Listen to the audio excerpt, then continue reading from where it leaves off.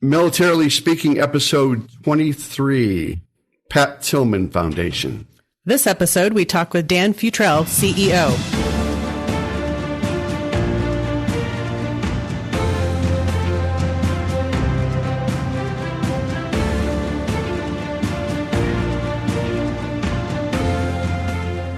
Welcome to Militarily Speaking, brought to you by Armed Forces Bank. This is Tom McLean and my heavily caffeinated co-host, right? Jodi. Yes. Vickery. Is there any other way to live? Nope. I didn't think so.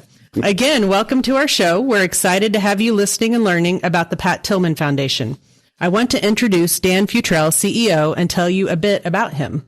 Dan joined the Pat Tillman Foundation as CEO in 2019, bringing over 15 years of cross-sector experience to the team. Early in life, Dan benefited from the selfless service of others as his path took him in and out of foster care, ultimately landing in California due to the diligence of a volunteer social worker in Florida. This experience helped shape his commitment to service in his life. Raised by a single dad thereafter, Dan went on to graduate from Gonzaga University on an ROTC scholarship with a degree in business. Over the next 5 years, Dan would serve 27 months in Baghdad, Iraq, and Fort Lewis, Washington as a Ranger Qualified Infantry Officer.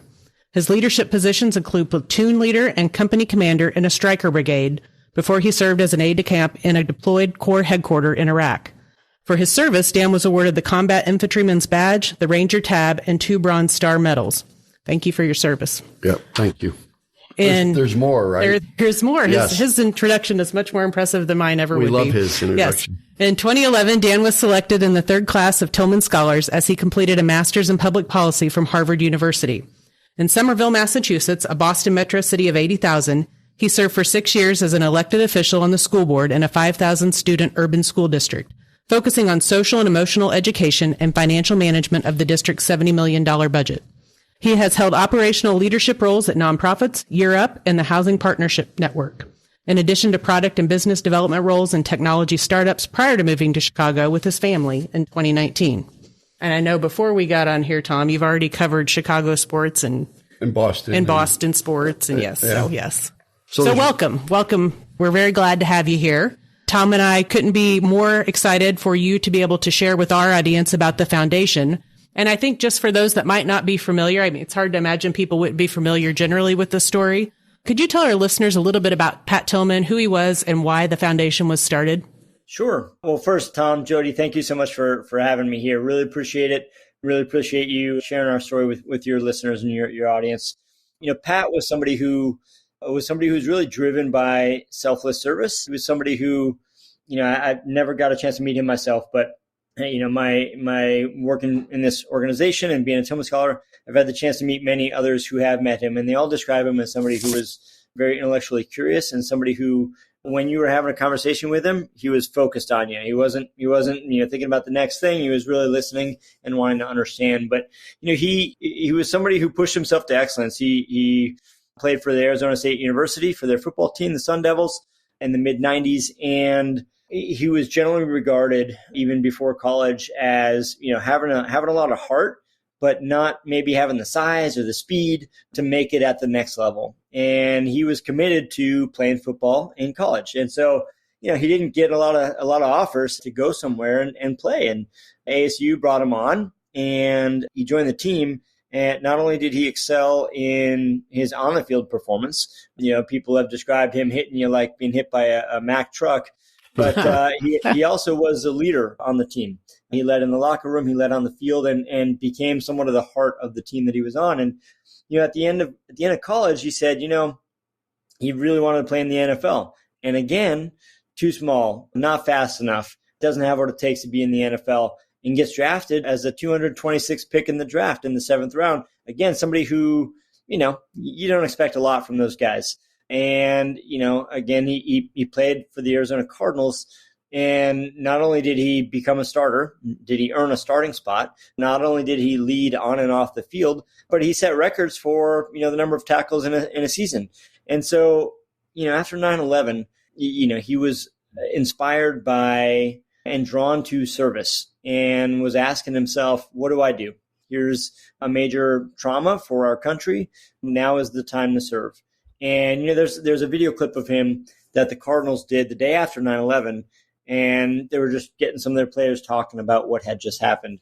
And he reflected, he said, some members of his family had served in the military at different points in their lives. And he said, I haven't done a damn thing. Just playing football. And, he shortly thereafter joined the U.S. Army Rangers, knowing that, he'd be turning down a $3 million contract to earn $35,000 a year. He enlisted. He and his brother Kevin enlisted as Army Rangers. And he deployed first to Iraq and then to Afghanistan, during which he lost his life in a tragic fratricide incident. And, his wife, Marie, and his brother-in-law, Alex, and childhood friend, Ben, and, his brother, Kevin, and another friend named Jared started this foundation called the Pat Tillman Foundation in 2004, literally the month that he was killed, April 2004. And, we could get more into the foundation and what we do. But, the last thing I'll say about Pat is, having never met him, I feel like, he feels very present in our organization as an employee of the Pat Tillman Foundation, as a leader here, as a Tillman Scholar. He feels very present in our community as a reference point for a life well lived. And, we're careful not to idolize him. He was imperfect. He was human. Probably not everybody liked him when he was alive, and that doesn't matter. He was somebody who made some pretty exceptional choices that even 20 years later, nobody's leaving the NFL to join the military. Nobody's elevating service in the way that he did and with that kind of sacrifice. So even 20 years later, he's still motivating to a lot of folks, to include all of us Tillman Scholars. It's wonderful. It's an incredible legacy that his family, I know, can't help but be proud of. Could you share a little bit about how that has transitioned into the foundation and the sort of things that the foundation has picked up as pillars of what are important and the kinds of things that you do for the community? Sure. The foundation initially was born of a country's grieving an exceptional human. And a lot of people felt motivated to write a check and send it to the Cardinals or to ASU or to the Tillman family. And early on, they had almost $1 million all at once. Wow. And they had to have a conversation, say, well, man, we got to do something really good with this. People are leaning in here to show their support in a meaningful way. And so they created an endowment and a scholarship program at Arizona State University, where he went to school. And then, 5 years on, took that same scholarship and made it for all universities, for veterans and military spouses. And so now, we have this community of over 800 Tillman Scholars who, are studying law and policy and business and healthcare and the arts and education and all sorts of things. But all of them are, individuals who believe that, the biggest impact they're going to have in their lives hasn't happened yet, regardless of whatever amazing things they've already done. And so, as a foundation, what we do and the way that we see our role is to amplify our scholars' impact. We're organized around 4 values that drove Pat: service, scholarship, humble leadership, and impact. And, for us, we really want to help our scholars get to school, get through school, and open doors that might not have been opened. And then after that, we want to help them, help their impact be a little bit deeper, a little bit broader than it otherwise might have been, through our community and our support and the leadership development that we offer. I love that. I'm just trying to think of how big the footprint is of 800 scholars going through this program and how much that expands the story that he did such a good job sharing about Pat. Well, we talk sometimes about a ripple effect, and Pat is kind of the first step of that. Our scholars are just the next step. But you're right. There's like all of our scholars out in the world trying to serve somebody else, trying to make somebody else's lives better. And we hope that ripple effect is just bigger and continues outward. Yep, love that. It's amazing how sports and military, they have that, somehow have that synergy, right? And it's the qualities, the leadership especially comes out a lot in the sports. And you think about what the impact that Pat had. I looked at that story about what Jake Plummer did, right? Jake Plummer, he couldn't wear something to show his support, but he grew his hair out, right? And a couple other his teammates grew their hair out in honor of Pat. So it was cool to carry that legacy too. And to think that he was Pac-10 Defensive Player of the Year was pretty amazing too back at ASU. Yep. But those qualities and those attributes, you probably knew it right when you walked into a room that he had that kind of presence. That's how people talk about him. They talk about him as somebody who's special and created those kinds of connections that continue to last. I'll share this with you too. We have, a big event in April that we'll talk a little bit more about later, but our race committee, the volunteers that help us to put that on, those are all people who knew Pat or were connected to him 20 years ago. Like one of the guys was his athletic trainer when he was a Sun Devil. One of the guys was in marketing in ASU athletics. One was just, a college friend of his. Like these are all people who continue to show up every year and help this thing go. And it helps to fund our scholarships in a meaningful way. But I hope we can all have that kind of impact on somebody 20 years down the road, right? Agreed. Yeah, absolutely. Absolutely. Let's talk. We're going to keep going on what you just informed our audience, but we'll go a little bit further with that about the impact that the foundation has had, the number of scholars and universities that you've expanded to our community in 2022. So again, you start small, right? $1 million comes flowing in early on, and you're wondering, what am I going to do? And then it morphs into something that 10 years from now, 20 years from now is going to be something that is going to be just spectacular for a lot of people. But talk about the expansion you've had. Yeah. So we select 60 Tillman Scholars a year. And, that nowadays, that's about a 3% selection rate. We get about 2,000 applicants for those 60 spots. And, the board, well before me, the board made a decision to serve a smaller number of folks deeply versus serving a lot of folks not so much. And so, what that means for our community is we know everybody in our community. We know all 811.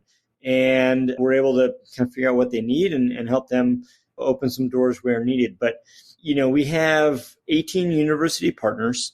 We have across the 160 Tillman Scholars that are currently enrolled in school today, they're at about 120 universities.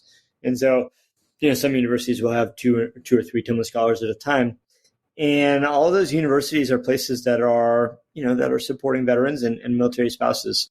But we believe that education is a really important inflection point for our veterans, for military spouses, as they are making a transition from one chapter of their lives to the next. And our university partners have been great. We've actually just added one of the schools at American University and Gonzaga University, where I went to school actually as a university partner this last year. So you're a Bulldog, right? So if the Bulldogs play the Jayhawks, all right, we'll talk about that another time, okay?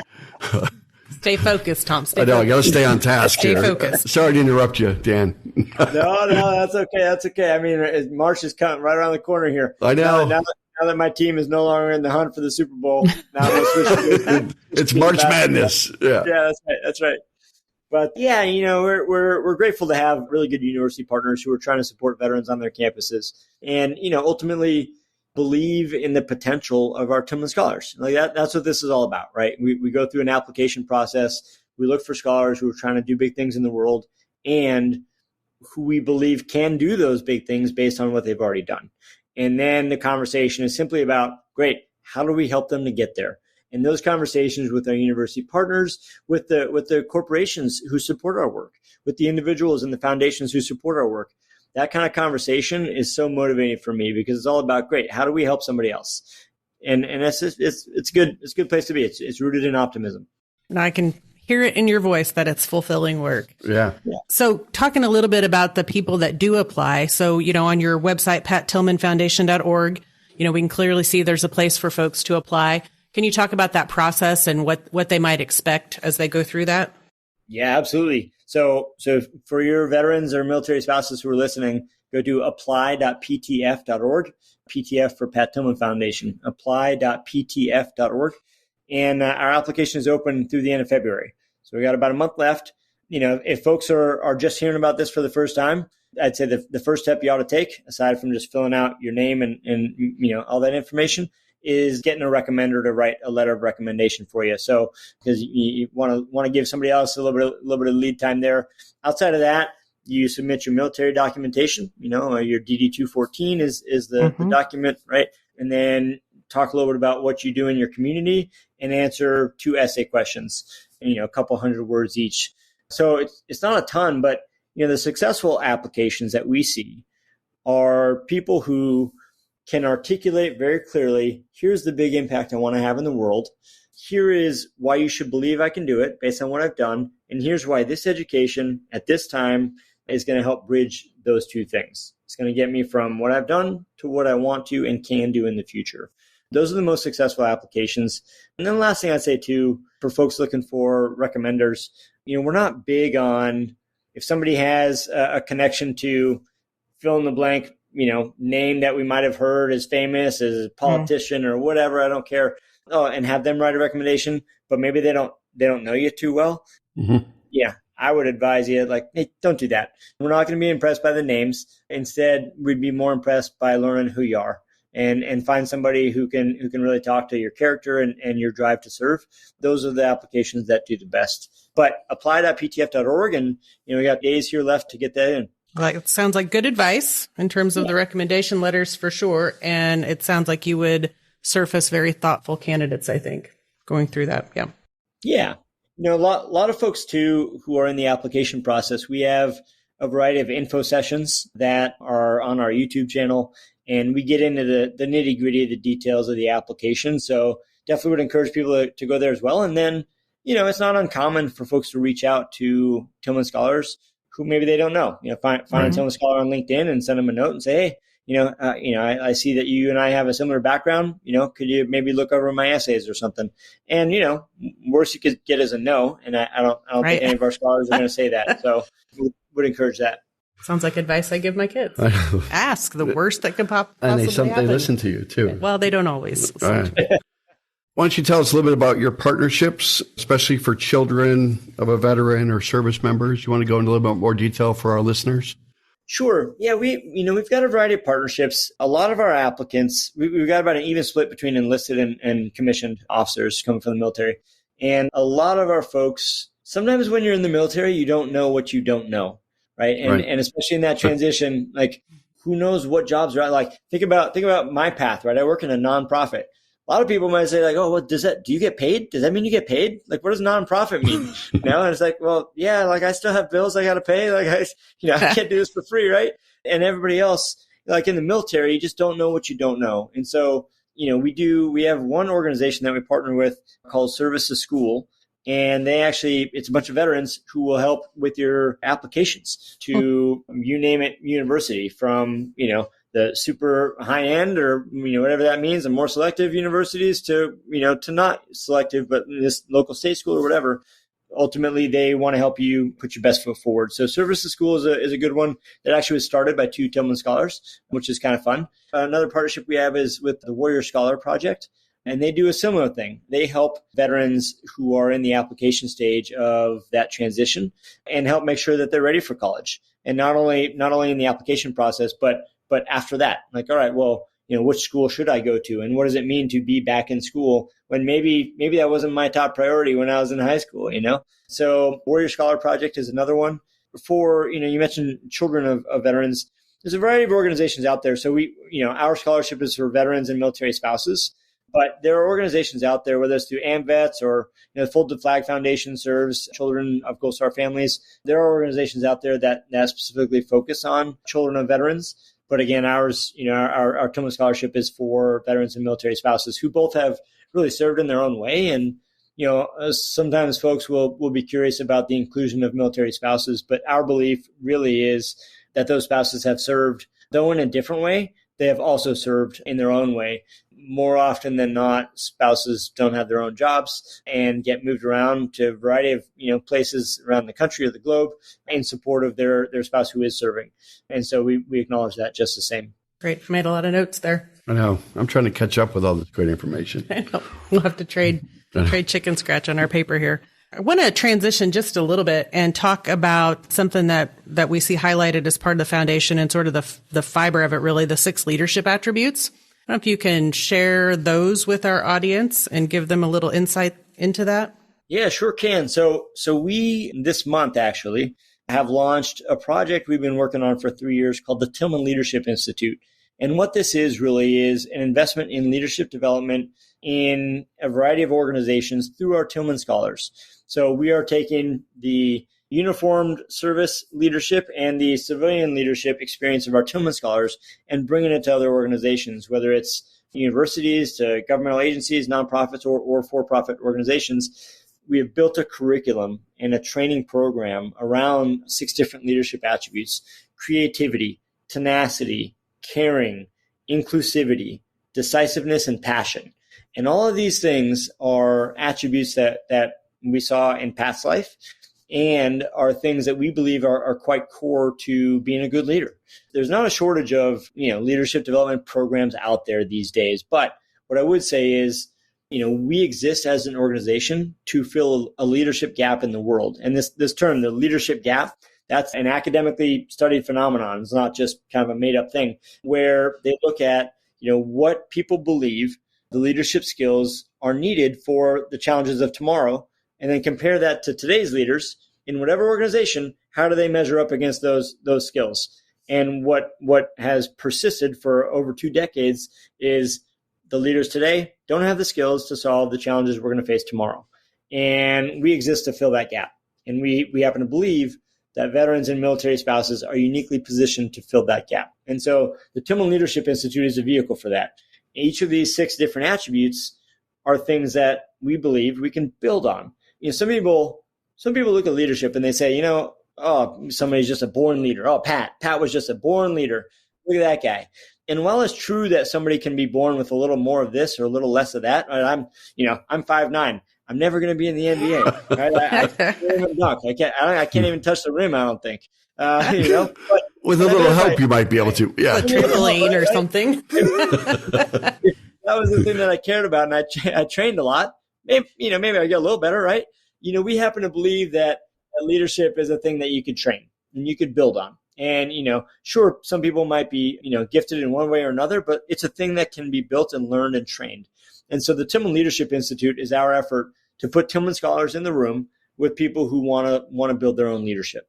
I love that. And those listening to you share the 6 different leadership attributes, they aren't things they're not the buzzword attributes, right? Yeah. It didn't strike me as something I've heard before. Because 10, 20 years ago, inclusiveness probably wouldn't have been part of that, right? And it just didn't hit the top of the list. Yep. So I think you're onto something. I always hear that term, born leader. You're right. And I think if someone becomes a leader because of these learned attributes, then people will always think of them as a born leader anyway.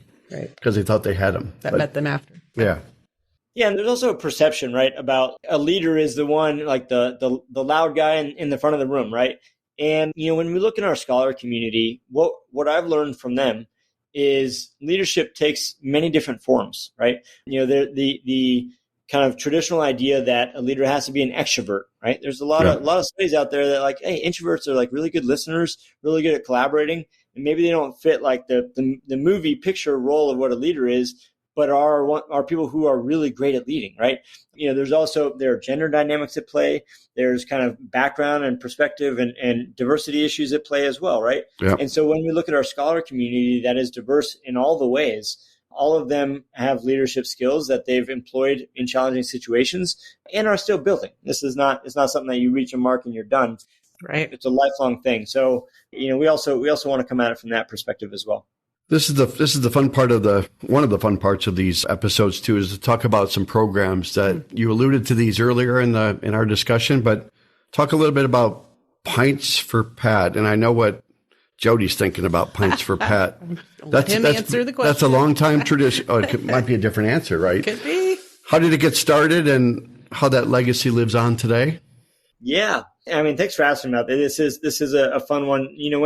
When Pat was a Sun Devil playing for Arizona State University, and when he was a Cardinal playing for the Cardinals, he used to visit this Irish pub in Tempe called Rula Bula. And this place, a small place, I've been there. Sadly, it shut down in the last couple of years, but it was run by a guy named Steve Gumas. And Pat, he's a football player, he's well known, he's got long hair, he's, engaging with everybody, liked to have a pint or two. Everybody knew him. And everybody was his friend at Rula Bula. And he used to come in. He had his college number engraved on a Guinness pint glass, 42. Oh. And he gave it to Steve, and Steve kept it behind the bar. And so whenever Pat would show up, he'd show up with his playbook to get ready for the next game, start studying the plays, do what he has to do. But his glass would be behind the bar. Steve would fill it up with a Guinness, and he'd sit down there and do what he was doing. Well, he continued doing that while he was with the Cardinals. That glass, when Pat was killed, was still behind the bar. And so Steve, he treasured that glass. First of all, it was pretty meaningful. And I think I'm sure he still has that glass. But a year on after Pat was killed, he said, I want to do something to honor his memory and now to support this foundation that was started in his name. And so he started an event, which basically was, hey, come to Rulabula, have a pint of Guinness, as Pat would have done, and all the proceeds are going to support the foundation. That has grown now over the years, almost 20 years, to events across the country, Pints for Pat, where it's just that. Come and have a Guinness. And actually, Guinness and Guinness's parent company, Diageo, they are a partner of ours and have supported the foundation. And more than that, if you happen to be a fan of Guinness, you know that the glass is special, right? It's shaped a certain way, and the way they pour it is pretty particular. Since Pat was drinking his own Guinness, in 2000, 2001, 2002, 97, 98, whatever, since then, Guinness, they've evolved the glass. And so the glass looks slightly different, and that's part of their trademark. Well, the Pat Tillman Foundation is the only organization that's allowed to continue to manufacture the old style of glass with the Guinness label on it. They've given us permission to do so to honor Pat. And so we do these events around the country. Sometimes organizations will ask us to do them for their veteran employees, for example, sometimes around Memorial Day or Veterans Day. And it's quite simply just remembering a good human and supporting kind of the living legacy that we carry on here at the foundation. I love that. Walking into Rulabula and instead of saying Norm, they're like Pat. That's right. Yeah, like cheers. That's right. Yeah. But Rulabula, that could be anywhere, right? I know. I wrote it down phonetically because I have no idea how to spell it. Yeah. A lot of upside to that. Yeah. Very good. Very good. So a couple more, and then we'll be mindful of your time today. But there's so much to talk about. Tell us about Team Tillman and how our audience might be able to get involved. I mean, Team Tillman is fun. So I shared with y'all earlier that I like running marathons. If anybody wants to run the Chicago Marathon or the New York Marathon, they can do so through Team Tillman. Or like I did, I think in 2015, I ran a small marathon in Pennsylvania that happened to be flat. Isn't small marathon isn't that what There's do they no call such that? thing. It's an oxymoron. I've run once and it was enormous. No. It's like jumbo shrimp, right? You can't say small marathon. Just a small marathon. Team Tillman is a program that we have for folks who want to run a marathon and support our nonprofit. And so, we'll give folks entry into the New York Marathon or Chicago Marathon, two of the biggest in the world. Or if somebody has another marathon that they want to run, they can do so and raise money for the Pat Tillman Foundation while they're doing it. The race that I ran was in 2015 was a flat and fast race. I was trying to go for the good time. Only like 1,000 people ran it at the time, but folks can run it at any marathon. I'll say this too, at Pat's Run, folks who want to be a part of Team Tillman can do so by raising money for the foundation, raising $500. And we've got a bunch of cool swag to offer to folks who want to do that at Pat's Run in April. Gotcha. So people can do marathons, Chicago, New York, maybe even a small town like you mentioned in Pennsylvania, but Pat's Run's a specific run. That's right. Where they can gain entry to by raising the $500. That's right. Yeah, that's right. Pat's Run too, for folks that might not have heard about it. It's, on April 15 this year, 4.2 miles finishing in Sun Devil Stadium in Tempe, Arizona. I like 4.2 miles a lot better than 26.2. 26.2, yeah. I have a bumper sticker that says 4.2, yeah. When it says 0.2? You are correct. I think if you're looking for a smart bunch, you don't go to the marathon. You go to the 4.2 mile race. Yes, I like it. We have every year about 30,000 people run that race. Wow. It's fun. It's a family event. It's a party for some folks afterwards, and all of it supports the continuation of our scholarship program. And so we have a lot of scholars that show up and do it as well. And if anything that I've shared today is interesting to folks, I'd say show up to Pat's Run and meet the people who are continuing Pat's legacy in meaningful ways. Our scholars like to go there, and we ask them to talk about the work that they're doing. We've got scholars who are trying to solve cancer. We have, a scholar that just got elected to be mayor of a town in Virginia. We have a scholar that produced technology that detected COVID in wastewater sewage systems for local cities. We have a scholar who's a Medal of Honor recipient, a scholar who's an astronaut. We have scholars who are, advancing science in really meaningful ways or starting businesses kind of across the spectrum doing really important work. Go to Pat's Run and get to meet them. We love, showing off our scholars and what they're doing. I'm just picturing his legacy is like literally they're walking around. I know. At the event. Well, Definitely. at one of the patch runs, and this was before I worked for the foundation, I was there as a scholar myself. Marie Tillman told us in a kind of private thing with just scholars there, she said, people asked her, what would Pat be doing now if he were alive? Yeah. And, in so many ways, that's really an unanswerable question, right? You just, you don't know. He was killed when he was 27. He'd be almost 47 now. But her answer was he would be doing what all of you are doing. And you all are carrying his story forward in a meaningful way. And I tell you, like, as a scholar, that's inspirational, but it also feels like an obligation. It's like, all right, in some small way, my name as a scholar might be attached to Pat's name.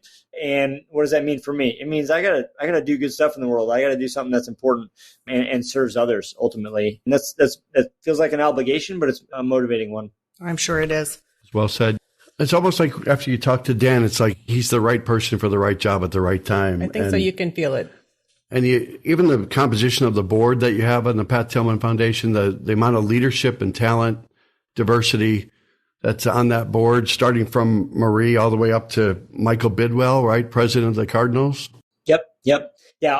Our board is made up of people who care so deeply about this mission, care so deeply about our scholars and about Pat's story, and have been so helpful. And, it's a lot of nonprofits don't get to be 20 years old. We'll hit that mark in April of 2024, and we're only getting stronger. And that only happens because our board is putting their shoulders into it. Oh, yeah. I think I read a quote, Dan, somewhere inside we hear a voice. It leads us in the direction of the person we wish to become, but it's up to us whether or not to follow. And that, when I read quotes like that, it's not just words on a paper too. It's about the foundation. It's about leadership. It's about the scholarship programs, all the different events you do to make people better. Yep. 100%. And we've that quote, I think, speaks to a lot of people. Yeah. Because we all feel that, right? It's like, that's very relatable. We all want to grow and be good people in the world and do things that feel meaningful. Mm-hmm. We all get to be an active participant in that. Dan, you mentioned earlier, and I wrote this down, you don't care about people name dropping, right? Or saying a politician or an athlete. You're more impressed getting to know who that scholar applicant is, right? Yeah. I feel like I need to talk to you about Operation, is it Thanapa or Thanapa?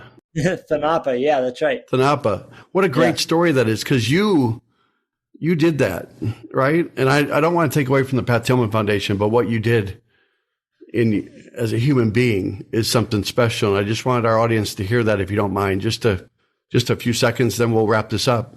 Sure. Yeah. In 2015, it was 2015 or 16, I think 2016, a friend of mine and I went to Bolivia, and, we were able, there's a much longer story here, but we were able to recover the missing black boxes from a plane crash, Eastern 980, that crashed on January 1st, 1985.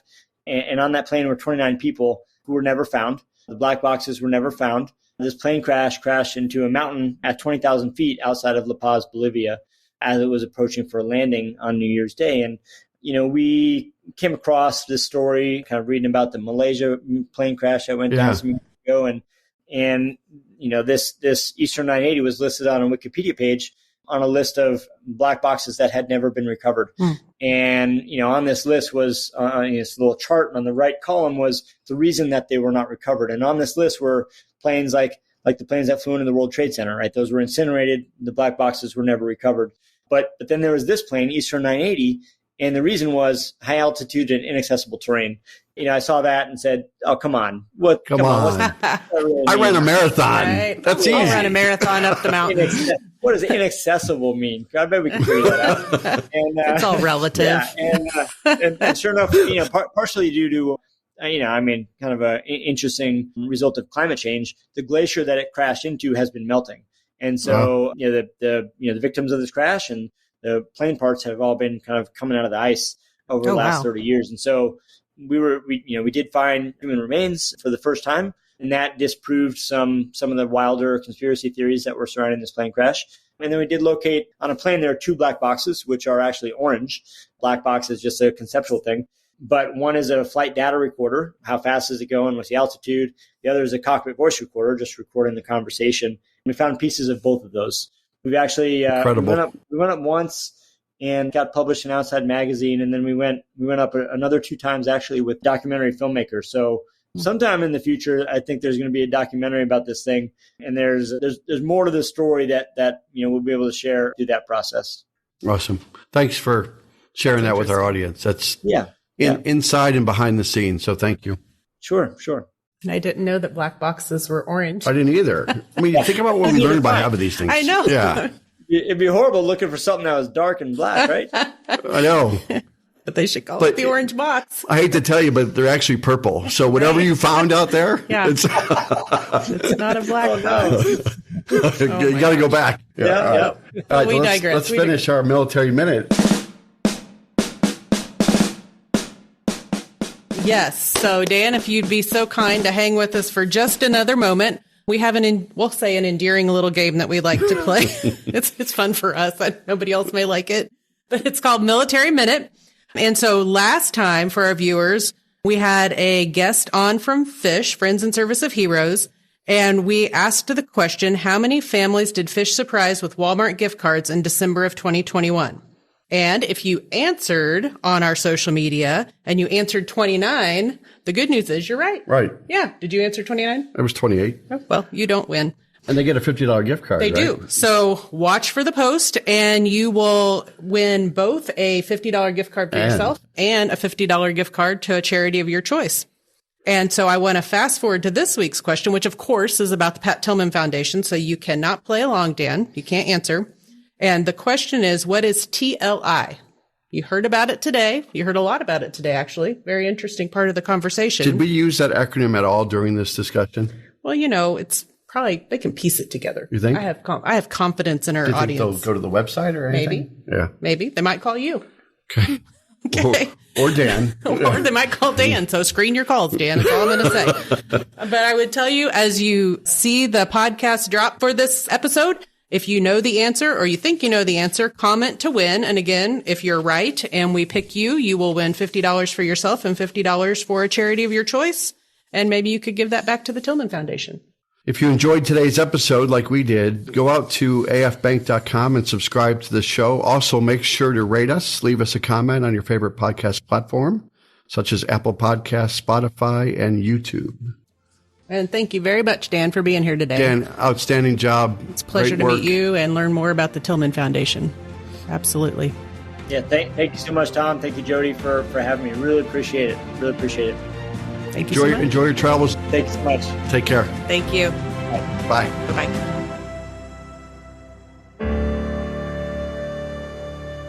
Copyright 2022 Armed Forces Bank, member FDIC, equal housing lender. All non-Armed Forces Bank owned apps, websites, company names, and product names are trademarks or registered trademarks of their respective owners. Their mention does not imply any affiliation with or endorsement by Armed Forces Bank of them or their products and services. They are merely used as examples of the many available apps, companies, and websites that offer similar services. Before using any app or website, you should carefully review the terms of use, data collection, and privacy policy. Apps may have an initial cost or in-application purchase features. This information is general in nature and is not intended to be legal, tax, or financial advice. Although Armed Forces Bank believes this information to be accurate, it cannot ensure that it could change. Statements or opinions of individuals referenced herein are their own, not Armed Forces Bank. Consult an appropriate professional concerning your specific situation and respective governing bodies for applicable laws, such as IRS.gov for current tax law. Armed Forces Bank, the Armed Forces Bank logo, and the Militarily Speaking logo are registered trademarks of Armed Forces Bank.